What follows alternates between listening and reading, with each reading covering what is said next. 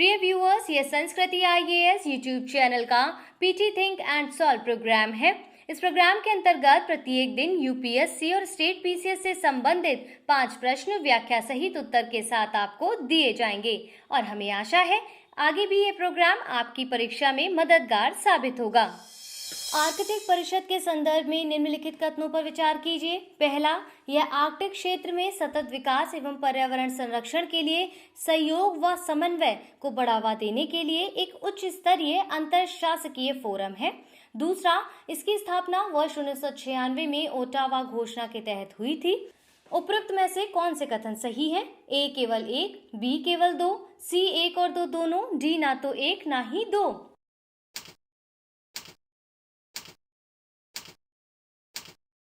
क्या होगा इसका सही उत्तर? Option C. व्याख्या देख लेते हैं। आर्कटिक परिषद आर्कटिक क्षेत्र में सतत विकास एवं पर्यावरण संरक्षण के लिए सहयोग, समन्वय व सहभागिता को बढ़ावा देने के लिए एक उच्च स्तरीय अंतरशासकीय फोरम है। इसकी स्थापना वर्ष 1996 में ओटावा घोषणा के तहत हुई थी। इस परिषद में सदस्य तटस्थ पर्यवेक्षक देश तथा स्थायी भागीदार शामिल हैं। इसके सदस्य देश हैं Canada, Denmark, Finland, Iceland, Norway, रूस, स्वीडन तथा अमेरिका। वर्ष 2013 से भारत सहित 12 अन्य देश को आर्कटिक परिषद में पर्यवेक्षक का दर्जा प्राप्त है।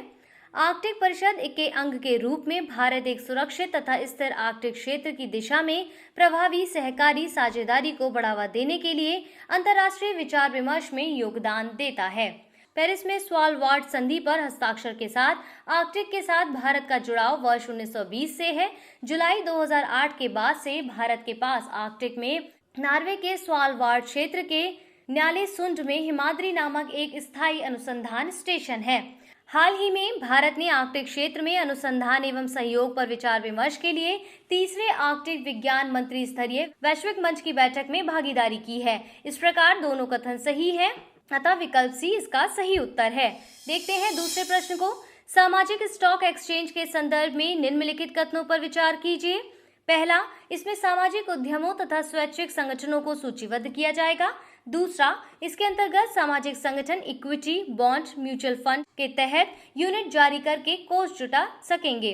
तीसरा, वित्तीय वर्ष 2019-20 में वित्त मंत्री ने सेबी के विनियामक दायरे के अंतर्गत इसे गठित करने का प्रस्ताव प्रस्तुत किया है। उपरोक्त में से कौन से कथन सही नहीं है? ए केवल 1 और 2, बी केवल 2 और 3, सी केवल 1 और 3, डी उपरोक्त में से कोई नहीं।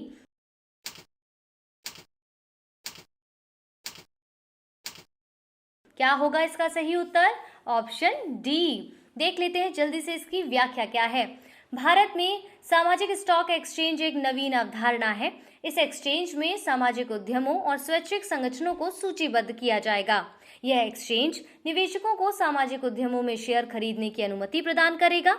इसके अंतर्गत सामाजिक संगठन इक्विटी, बॉन्ड, म्यूचुअल फंड की तहत पैच म्यूचुअल फंड की तरह यूनिट जारी करके कोष जुटा सकेंगे। सामाजिक स्टॉक एक्सचेंज विद्यमान स्टॉक एक्सचेंज जैसे बॉम्बे स्टॉक एक्सचेंज या नेशनल स्टॉक एक्सचेंज के समान ही कार्य करेगा। हालांकि इसका उद्देश्य लाभ कमाना नहीं है। इससे सामाजिक कल्याण उद्यम तथा गैर लाभकारी संस्थाएं एक पारदर्शी इलेक्ट्रॉनिक प्लेटफॉर्म पर सामाजिक पूंजी जुटाने में सक्षम हो सकेंगी, जिससे वे कोविड-19 महामारी के कारण समाप्त हुए रोजगार के साधनों का पुनर्निर्माण करने में सहयोग कर सकते हैं। विदित है कि वित्तीय वर्ष 2019-20 के बजट भाषण में वित्त मंत्री ने सामाजिक उद्यम एवं शैक्षिक संगठनों को सूचीबद्ध करने के लिए सेबी के विनियामक दायरे के अंतर्गत एक सामाजिक स्टॉक एक्सचेंज गठित करने की दिशा में कदम उठाने का प्रस्ताव प्रस्तुत किया है। हाल ही में सेबी की तकनीकी समूह ने सामाजिक स्टॉक एक्सचेंज पर अपनी रिपोर्ट प्रस्तुत की है। इस विशेषज्ञ समिति की अध्यक्षता नाबार्ड के पूर्व अध्यक्ष हर्ष भानवाला द्वारा की गई थी। इस प्रकार उपरोक्त सभी कथन सही है और इसीलिए इसका सही उत्तर होगा ऑप्शन डी। आज के अपने तीसरे प्रश्न को देखिए। माउंट सिनाबंग निम्नलिखित में से किस देश में अवस्थित है? A Japan, B Indonesia, C Philippines, D Mexico.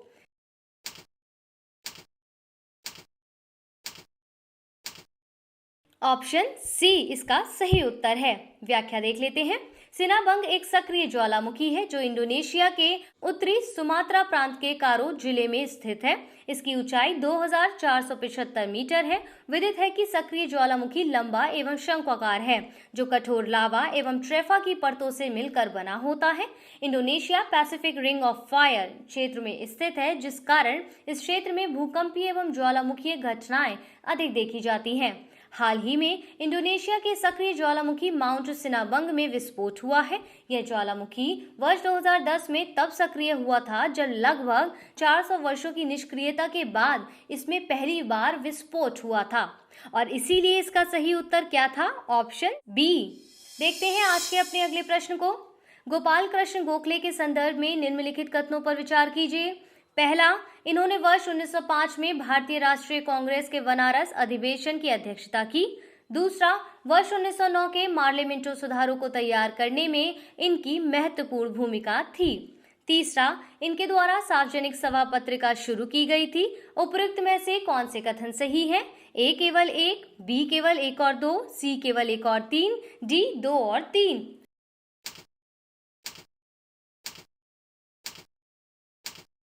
उत्तर चुनिए, क्या होगा? Option B. इसकी व्याख्या देखते हैं। प्रधानमंत्री नरेंद्र मोदी ने महान स्वतंत्रता सेनानी गोपाल कृष्ण गोखले को उनकी जयंती पर श्रद्धांजलि अर्पित की है। गोपाल कृष्ण गोखले एक उदारवादी राजनेता, स्वतंत्रता सेनानी एवं समाज सुधारक थे। इनका जन्म 9 मई 1866 को महाराष्ट्र के रत्नगिरी जिले में हुआ था।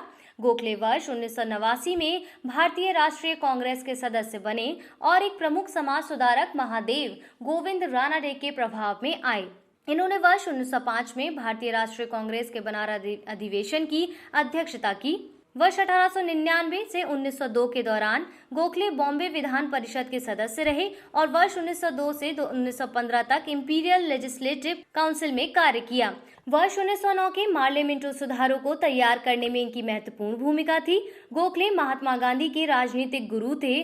महात्मा गांधी ने गोपाल कृष्ण गोखले पर गुजराती भाषा में एक पुस्तक धर्मात्मा गोखले लिखी थी। इन्होंने वर्ष 1905 में सर्वेंट्स ऑफ इंडिया सोसाइटी तथा वर्ष 1908 में रानाडे इंस्टीट्यूट ऑफ इकोनॉमिक्स की स्थापना की। सार्वजनिक सभा पत्रिका महादेव रानाडे द्वारा शुरू की गई थी, जिससे गोखले भी जुड़े थे। इन्होंने अंग्रेजी भाषा में साप्ताहिक समाचार पत्र द हितवाद शुरू किया था। इस प्रकार कथन 1 और 2 सही है, जबकि कथन 3 गलत है और इसीलिए इसका सही उत्तर होगा ऑप्शन बी। देखते हैं अंतिम प्रश्न को। अल अक्सा मस्जिद हाल ही में समाचारों में रही, यह कहाँ अवस्थित है? ए काबुल, बी लेबनान, सी ओमान, डी यरूशलेम।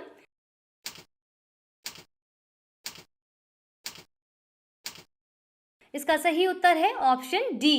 व्याख्या देखते हैं।